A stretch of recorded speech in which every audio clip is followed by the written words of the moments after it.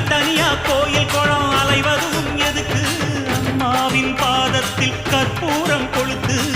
ஆனந்த கண்ணீரில் அபிஷேகம் நடத்து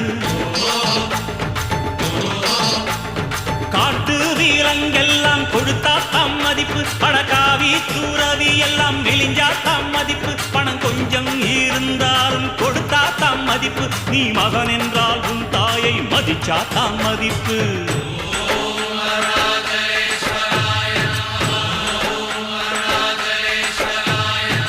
தனக்கென வாழ்பவன் இருக்கையில் இறக்கிறான் பிறக்கென வாழ்ந்தவன் இறந்துமே இருக்கிறான் உன்னை விடவும் எனக்கு வேறு உறவு இல்லையடா என்னை என்றும் வாழ வைக்கும் தெய்வம் தெய்வம் நீயடா அதாண்டா இதாண்டா அருணாச்சலம்